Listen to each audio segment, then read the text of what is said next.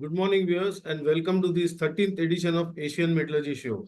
As you all know, Asian Metallurgy started in 1996, and before COVID, we were doing round exhibitions along with conferences, and now after COVID, we have shifted totally to digital platform. And now since 2021, we are doing this Asian Metallurgy Show in digital format. Now, what is this Asian Metallurgy all about? Let me tell you in few seconds. Asian Metallurgy comprises of an exhibition and conferences. Now, in digital format, there is a digital exhibition which we try to give you near real experience of a physical exhibition where you can visit the stands, you can chat with the company, you can send messages and all that.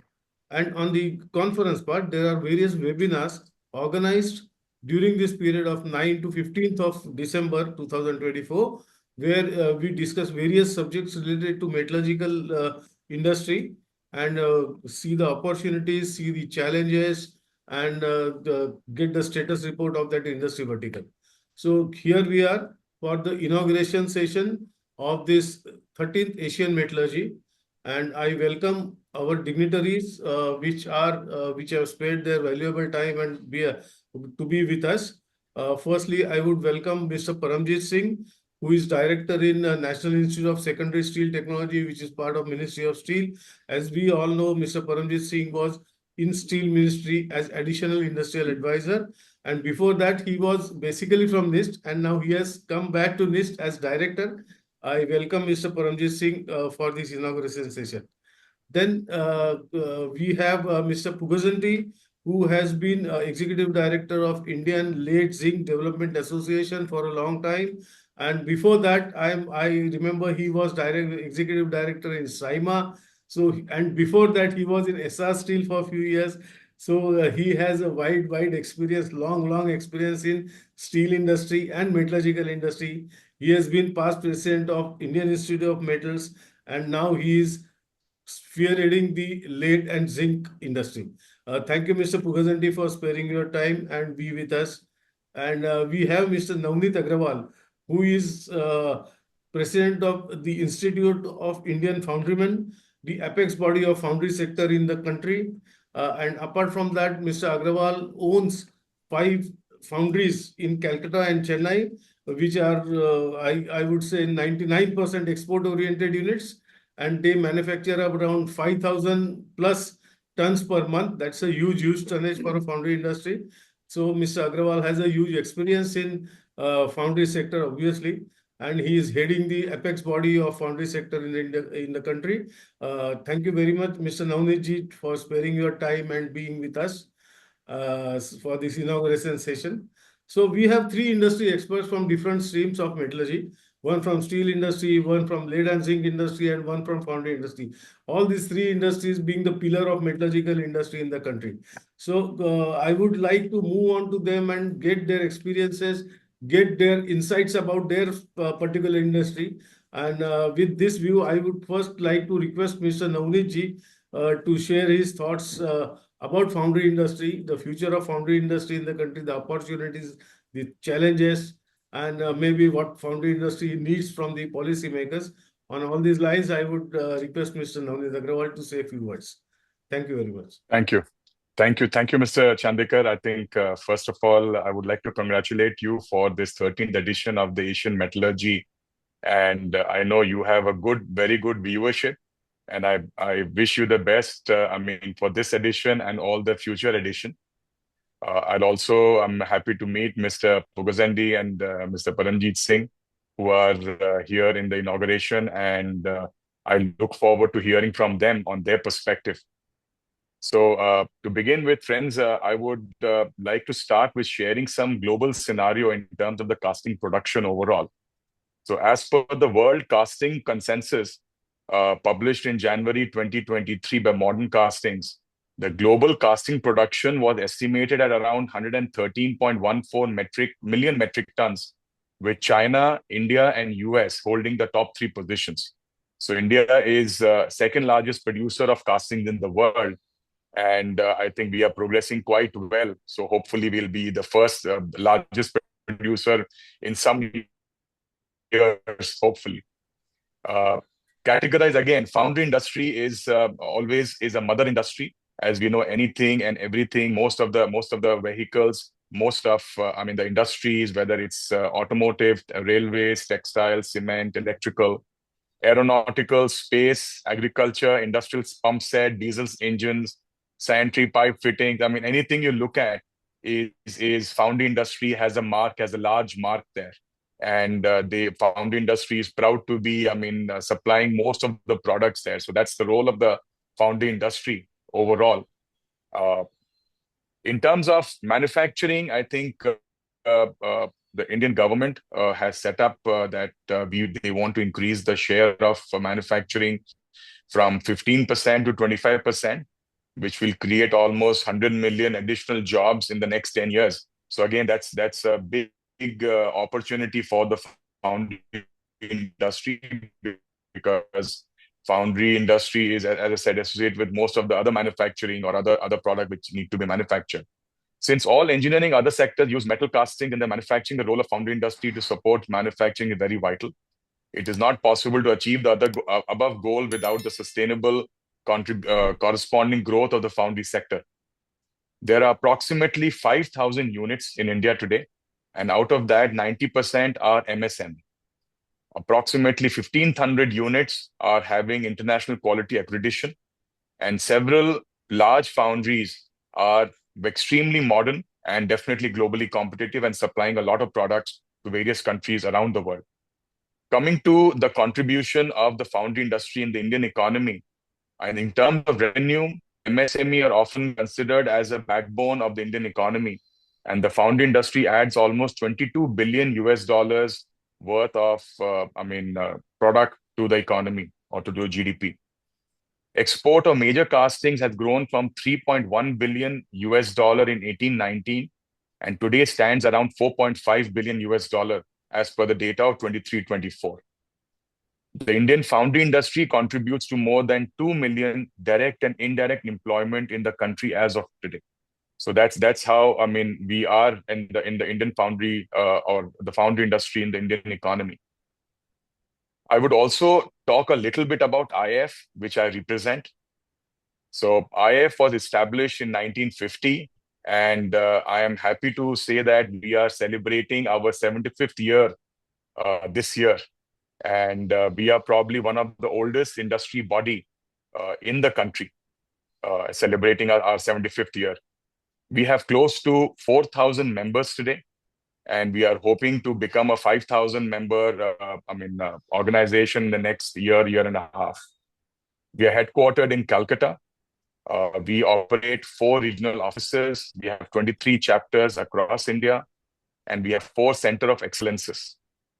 And why I want to talk about a little bit about the Center of Excellence, because I think they have been contributing, and we hope that they can contribute furthermore in the growth of the industry overall. And I think that's one of my focus is that how, as a foundry industry, we can contribute more than what we have been, and what are the opportunities we can bring on, and how we can capitalize on those opportunities. So these Center of Excellences are actually meant for that.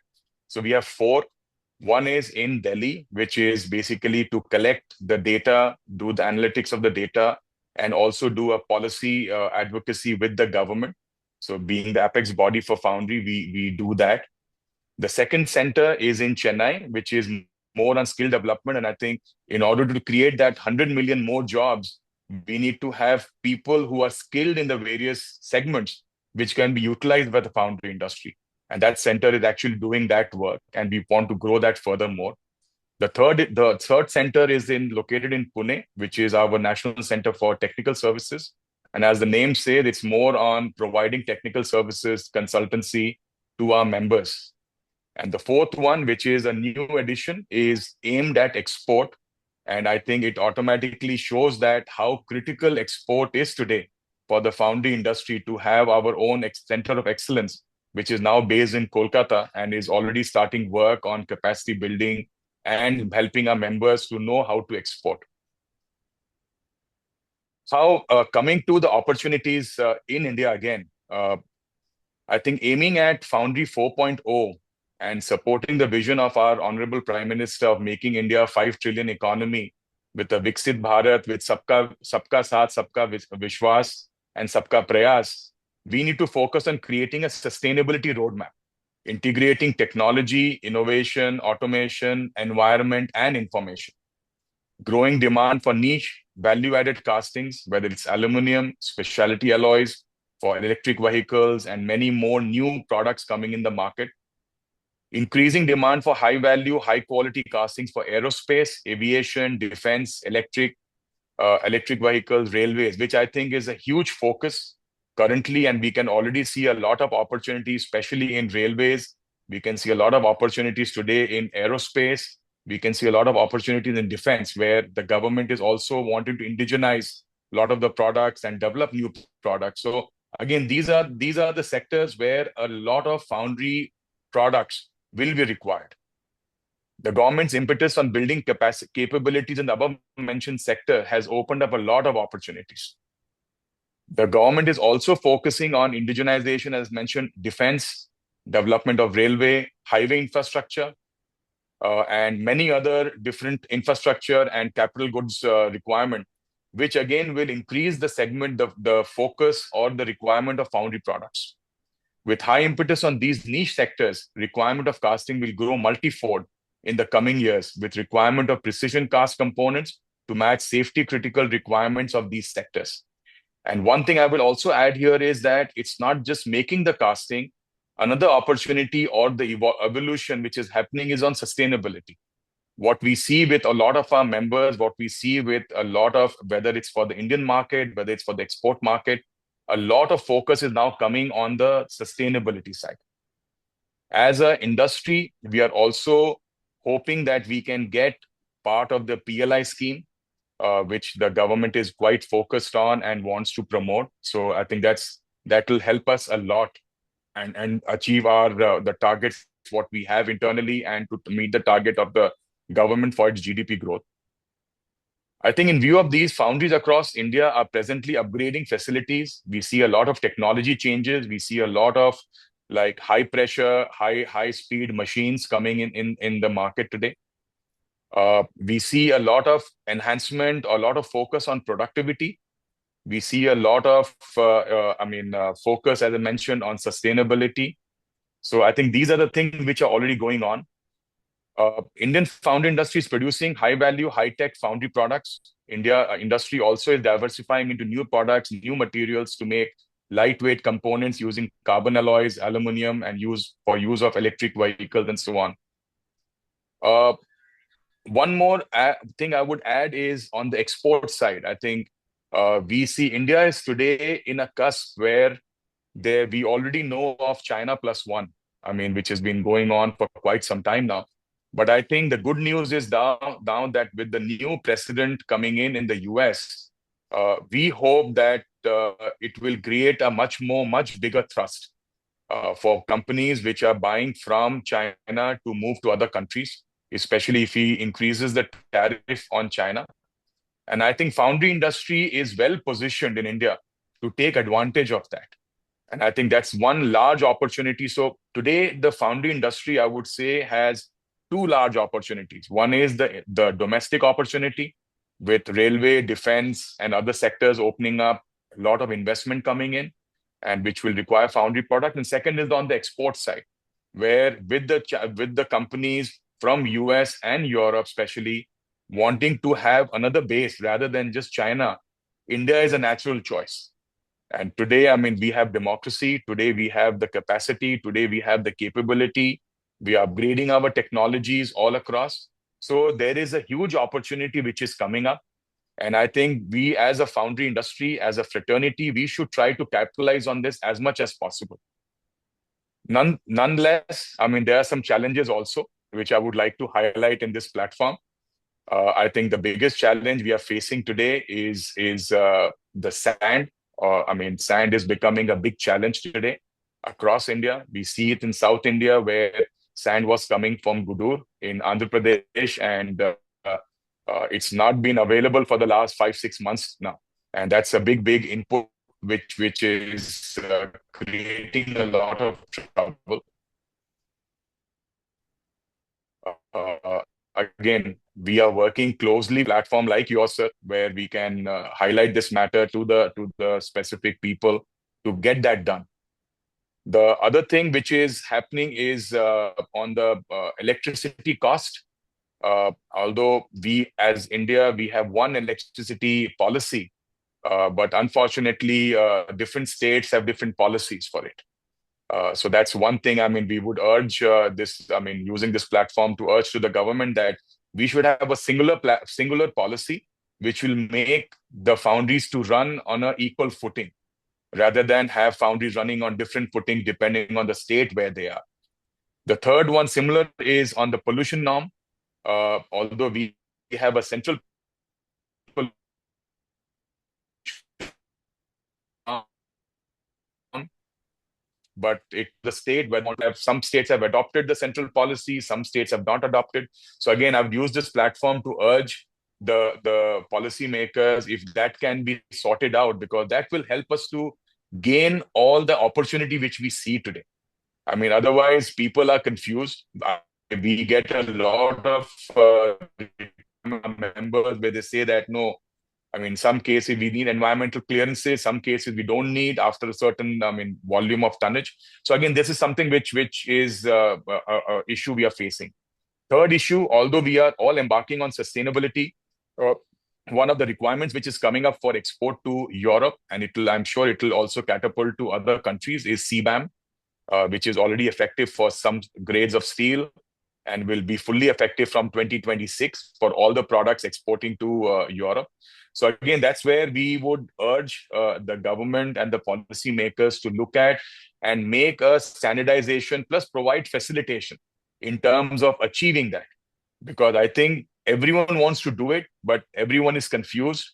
I think the people who need to facilitate the calculation, basis of calculation, all these are still work in progress, and different people have different what you call interpretation of it. So that's something which, if we can do that, I'm sure the industry is already wanting to do. Just we need the right policy and the direction to do this.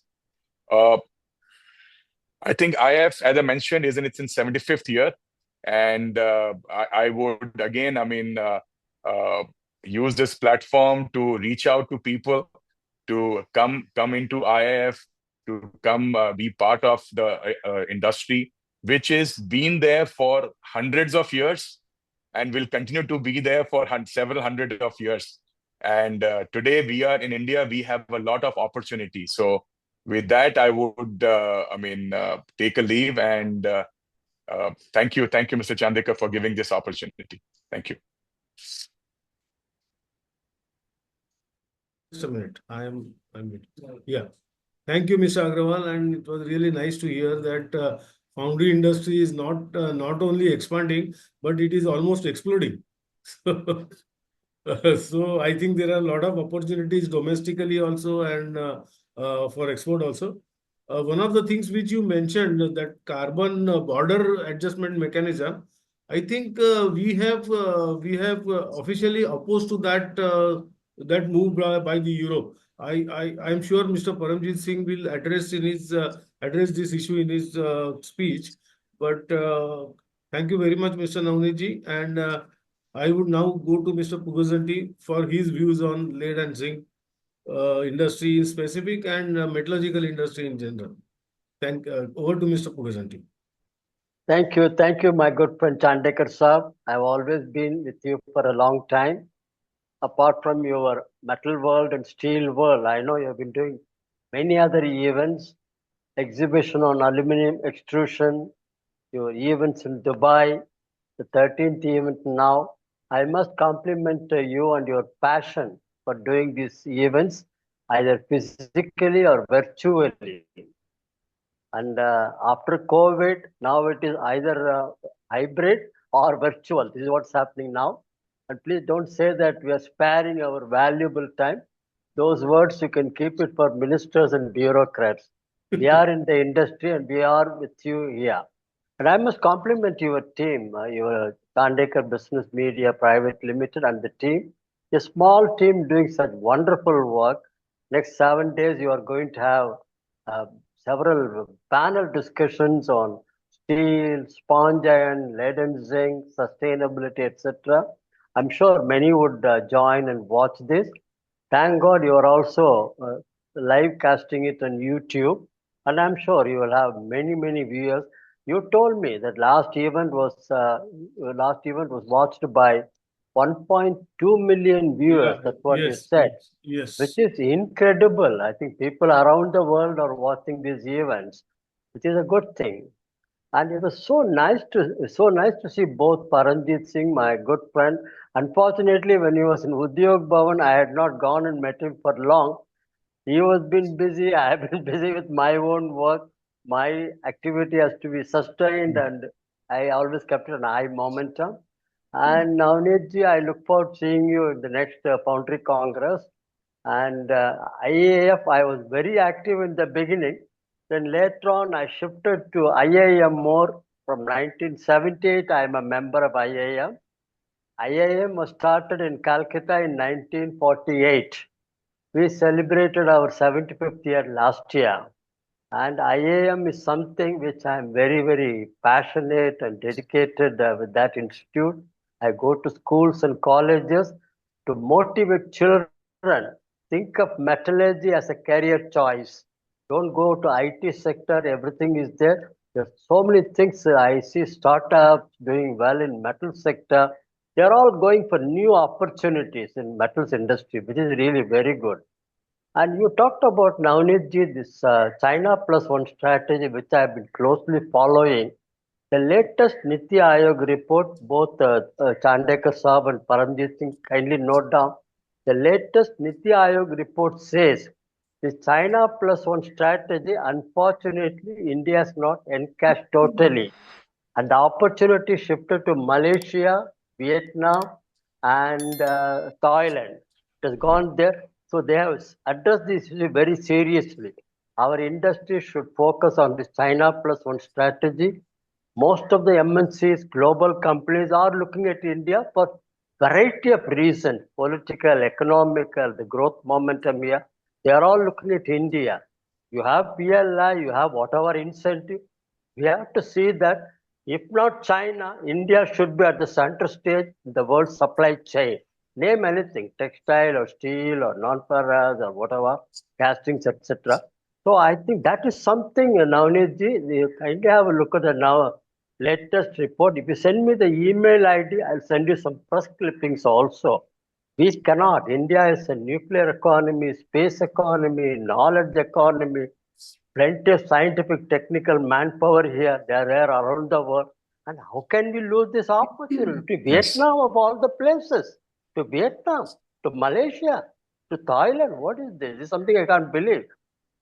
So coming Sir, one to of the reasons may be cheap labor, sir. There we cannot do much. I sorry to interrupt. One of the reasons may be cheap labor. where in those countries, Yes, yes. our country also is cheaper compared to No Europe, more, sir. North No more. America, No more. etc. But one thing, why don't you look at apart from the lower cost, the manufacturing base in India for the last 75 years, everywhere, auto industry, we are now third player or whatever. Steel, we are second in the world. Castings, nowadays, we are number two. So we have such a strong base, whether it is steel or non-ferrous or iron, everywhere we are very active.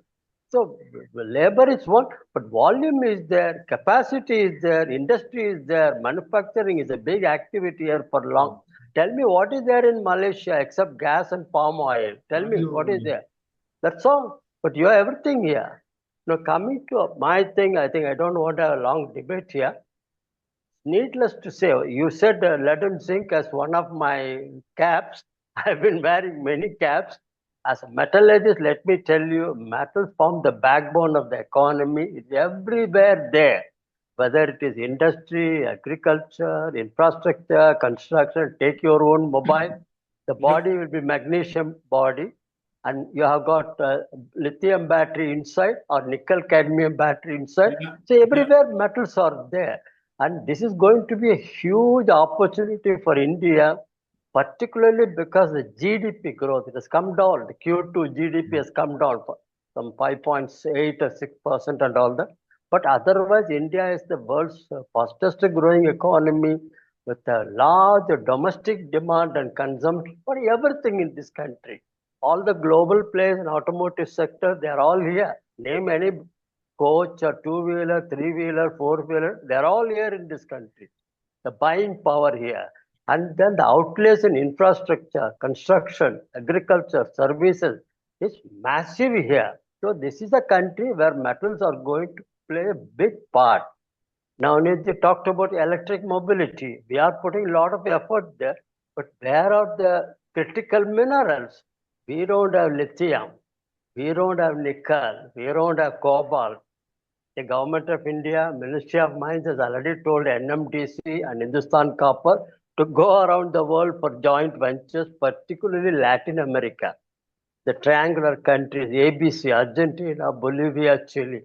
Go talk to them, have some discussion with them, invest there, try to have some export of lithium, etc. to India. Similarly, other countries wherever nickel, cobalt, Indonesia is there with nickel, Cuba nickel, Canada and all that. So they have been alerted those countries. So critical mineral is going to be a huge gap in this country for electric vehicles particularly. And there are companies, Exide, for instance, in Calcutta, Amara Raja in Andhra Pradesh, they already announced they are going to put up lithium battery manufacturing plant. We can't depend upon China for long. India is slowly bringing down imports from China indirectly due to political reasons. While we are discussing with them on border, etc., on trade, we want to bring down our dependence on China. We have to have domestic base here. So coming to this country, the amount of money and the momentum that we are seeing in renewable energy, we are 175 gigawatt in the country now. We were supposed to reach 220 gigawatt by 2022. We missed the bus, but nevertheless, we are 177 gigawatt as of now in renewable energy, largely solar, to some extent wind energy. 2030, we are planning to have 500 gigawatt renewable. That is our target. And we are moving in the right direction. Global players are also coming here for renewable energy investments, their manufacturing base, etc. The other electric vehicles, let me tell you very clearly, there's a big hype in this country on electric vehicles. Where is the charging infrastructure? Where is the additional power you need for charging your vehicles? Do you have? Yesterday only I was reading, Government of India has announced additional capacity in thermal power plants. So you are only shifting, when electric vehicle you are talking about the pollution load, you are shifting from cities and towns of India to the power generation point, thermal power plants. That's all. So you are not really making a big thing. But lithium is going to be a big issue, nickel, cobalt, etc. By and large, I see in India, you will see tremendous growth in electric two-wheelers, electric three-wheelers, luxury cars, and public transport buses. This is what is going to happen, not in the small and mid-sized cars, etc. The electric vehicle is going to have only in those areas public transport, electric two-wheelers, electric three-wheelers, and of course luxury cars and all that. For your information, electric three-wheelers in Delhi, for instance, most of the guys are using lead batteries. It is affordable, cheaper, and 99% recyclable. And you go to the corner, you have a battery dealer. Everywhere you can go and exchange, and immediately you can have a lead battery. So lead battery, let me tell you, in this country, it started with forklifts in Calcutta and some other cities in the shop floors or warehouses. Forklifts. Then it went to railway coaches. Below your railway coach, your battery of bank of batteries there, which is giving power to your coach, light, fan, etc. inside the coach. Then it went to automotive sector. Initially, India was not paying much attention to automotive sector. Somebody owning a car in my young days, they'll say, oh, he's having a car. He's a rich man.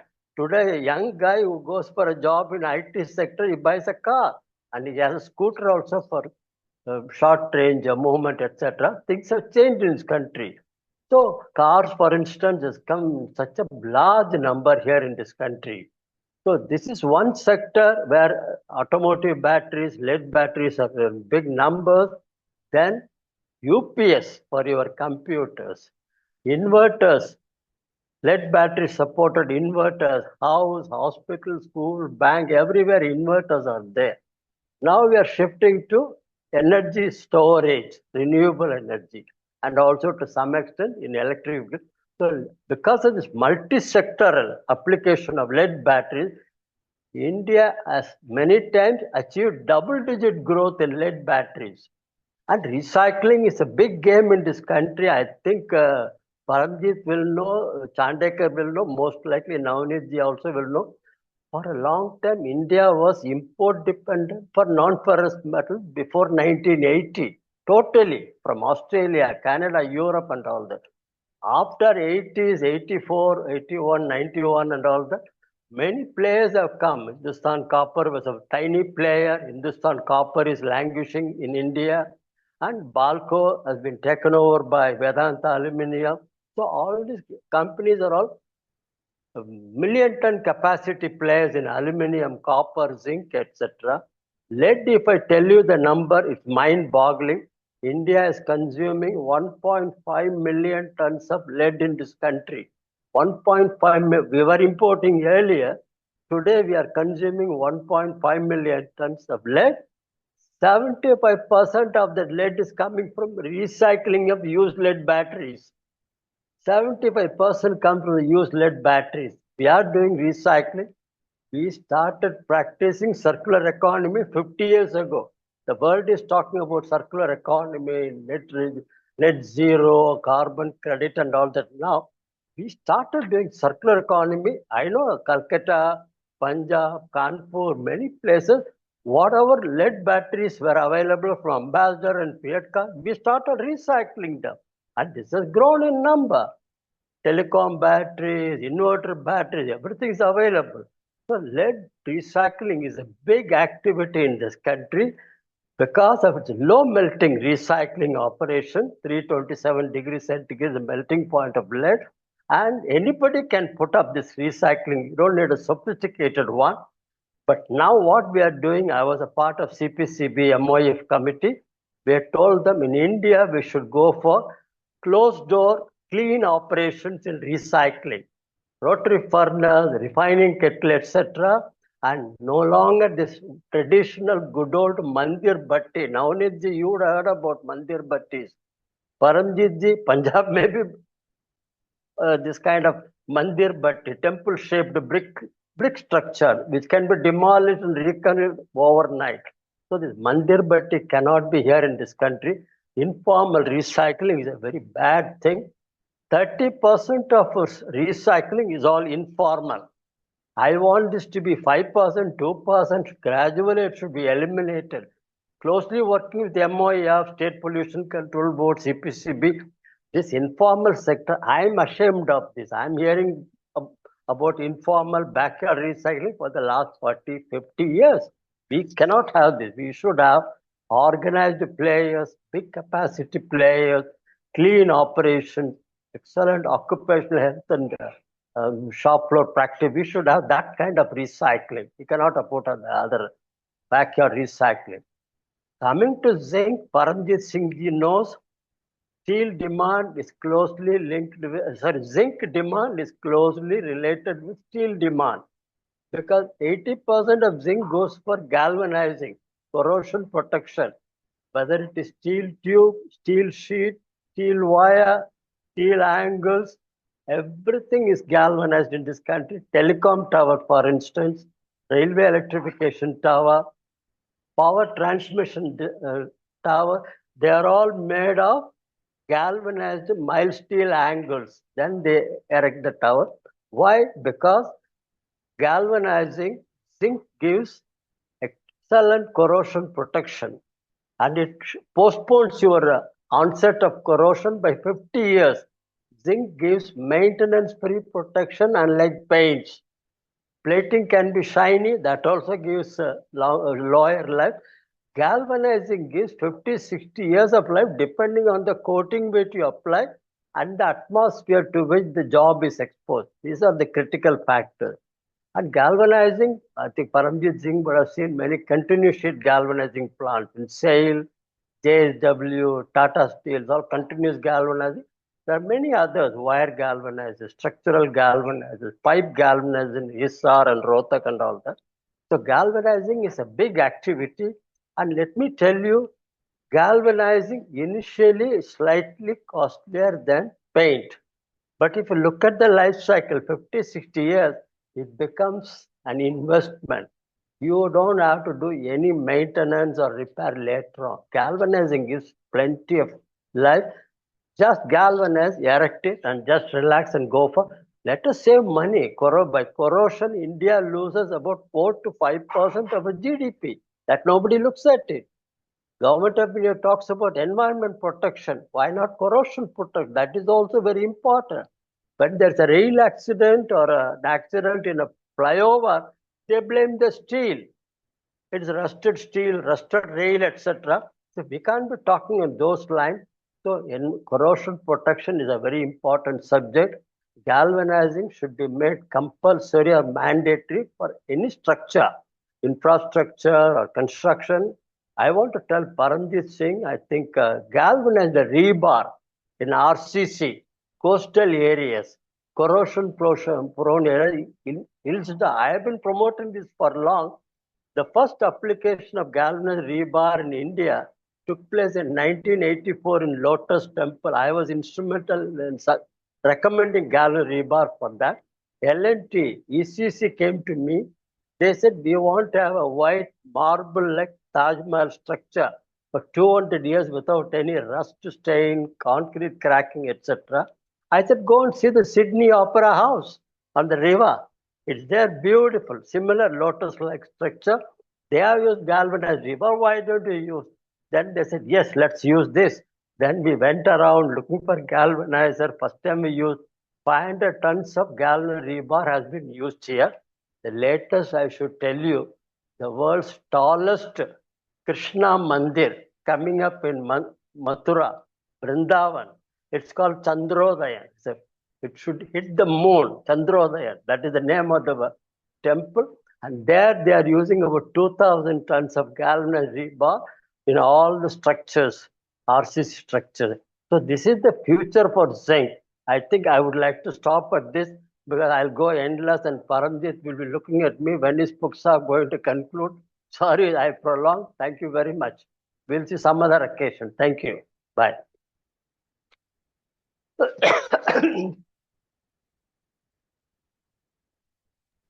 Thank you, Mr. Pughazhenty, for your insightful speech about metallurgy and in general and lead and zinc industry in particular. Thank you very much. And now we move on to Mr. Paramjeet Singh ji.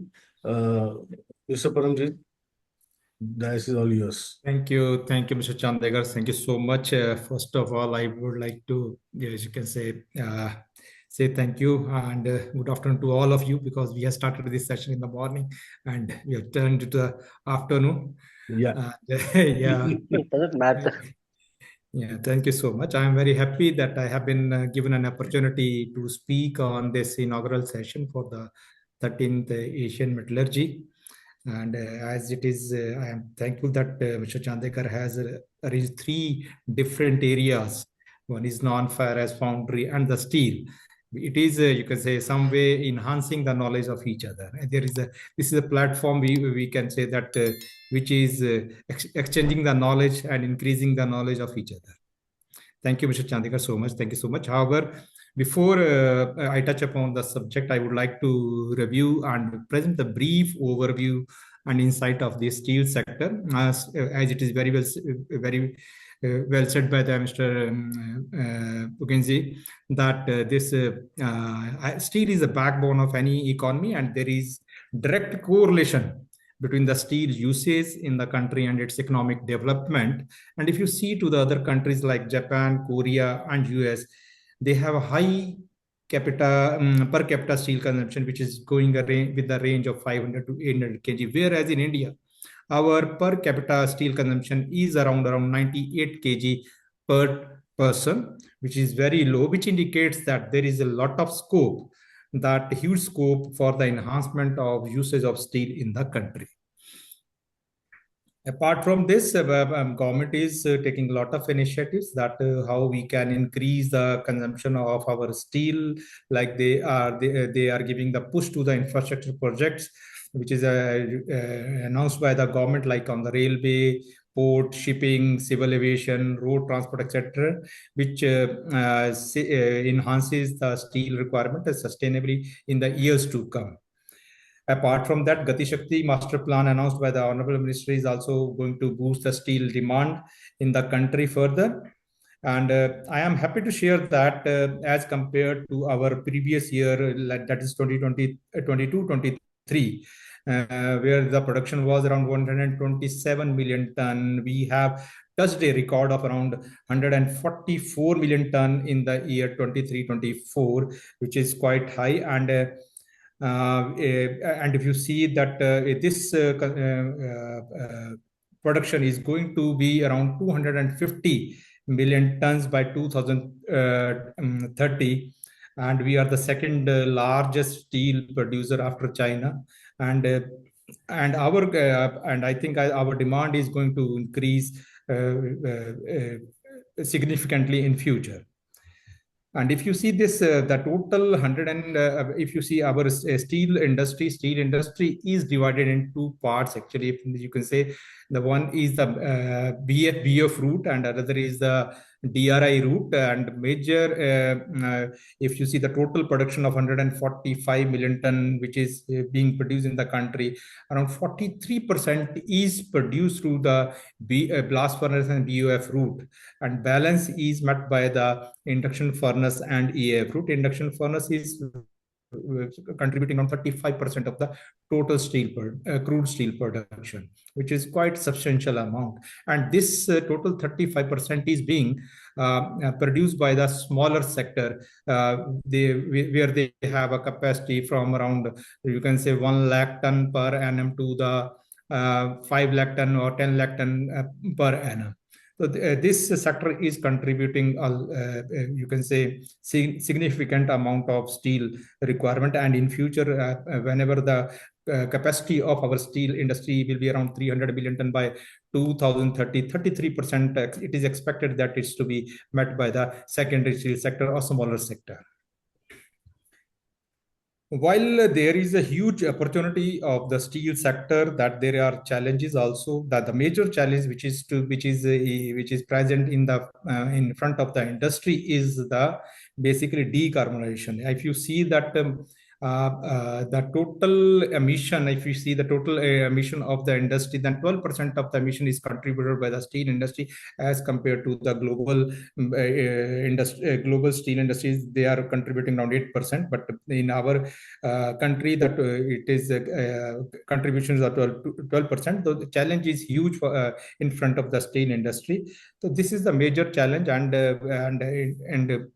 If you see the blast furnace route, they are you can say having a range of 2.2 to 2.5 ton per ton of the crude steel emission level. And in DRI EAF route, that is the major, because they are mostly dependent on the thermal coal, and the emission is little bit on the higher side. And ministry, you can say government has already taken the initiatives in this line, that how we can help the industry. When I was working in the Ministry of Steel, that one of the project that has been, you can say, sanctioned by the Ministry of MNRE for the production of the, you can say, low emission steel. That is how we can enhance the use of hydrogen in the steel industry. That because hydrogen can replace coal, which is acting as a reducing agent. And if we can reduce the carbon input in the, you can say, reduction of the steel, we can definitely reduce the emission levels. So that is one of the project. And under this project, 3 pilot projects were sanctioned. And there is a scope that once they will be successful in completion of this project, and once the technology will be developed, then it will be shared with all the industries, because government was of the opinion that why should we depend upon the only foreign technologies? Why shouldn't we work on that? In this, looking into that, the project was given to develop around 20 ton per day DRI by using the hydrogen. And once I think this technology will come, that will help the industry to adopt the technology. However, then then the production of hydrogen is again a challenge, because we need when we are going to use the hydrogen, then that hydrogen should need to be produced from the green energy, that is the renewable energy. And as it is already been mentioned that we are going to have a capacity of 500 gigawatt of renewable energy, I think then this the production of hydrogen for the use of steel making, I think, can be met through the production of renewable energy. In addition to this, to give the opportunity to the you can say same platform to the smaller and bigger sector, government has already taken the initiative. They have been already notified 51 Indian standards under the preview of quality control order, so that the quality steel products can be made available to the public at large. And it is also creating the awareness among the smaller players also to produce the steel, and whatever the steel which is coming from the global players, that should meet the minimum requirement to make the available of quality steel product in the country. And to produce the quality products, because I have seen that our steel industry has improved the quality steel production, but still there is this you can say gap in the industry. The smaller industry, I think they need to more focus on the consistent quality products. Regarding that, I think somewhere there the skill level plays a major role in this regard. Ministry has already given a task to NISST to collect the data to understand the skill gap in the industry, so that they can be further, the government can make a policy to provide the skilled manpower to the industry. That is also been worked upon. And another area where the government has given the support to the steel industry is the PLI, when that is to produce the quality products within the country to meet the niche requirement of the country. That push has already been, many industries have already, you can say, taken the benefit of the PLI, and I think the production will start within this year or next year. That quality product will, which is being imported right now, that will be met by the domestic industry. The area where I think that more focus need to be made is basically a digitization or the industry 4, where the bigger industry have already taken the steps in this regard. But to meet the, you can say, demand of the small industry, NIST is already in discussion with the Chandekar ji that how we can take up this initiative and make aware the steel industry for the you can say adoption of the industry 4 in their production, as well as the production as to produce the consistent quality of the steel.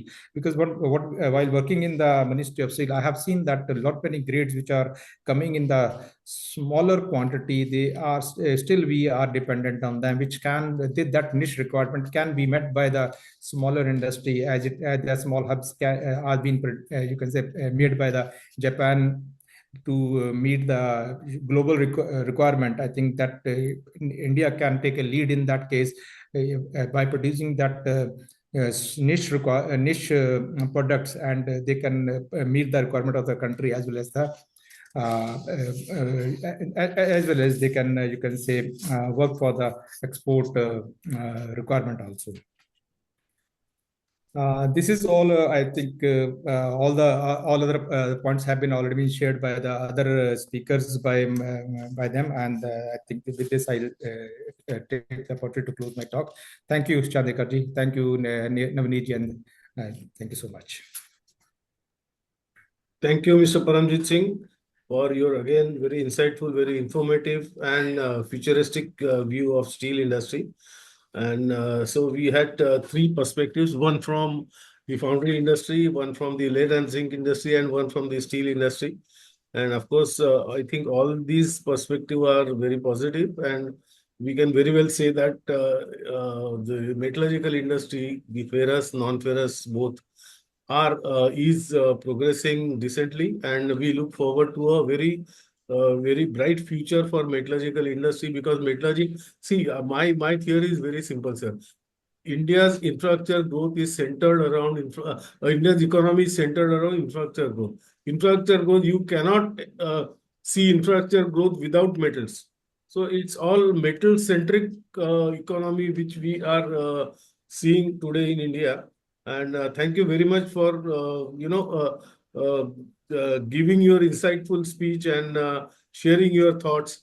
Mr. Paramjeet Singh, thank you very much. Mr. Navneet Agrawal, thank you very Thank you, much. sir. You are here in spite of being, tied up with a function at your residence. So thank you very much for that. Mr. Pughazhenty, you have always been our supporter right through this journey from 1996 up till now. Thank you very much for that. So thank you very much, all the dignitaries, and we now come to the end of this inauguration session, and we look forward to a very meaningful interaction during this 9 to 15th December show. We have panel discussions on sustainability. We have panel discussion on zinc and lead. Especially Mr. Pughazhenty will again be sparing his time for that, and we have panel discussion on digitalization and subjects like that.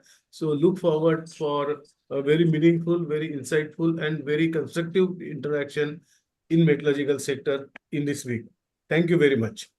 Thank you so much. Thank you, sir. Thank Thank you. you, Mr. Chandekar. Thank you. Thank you.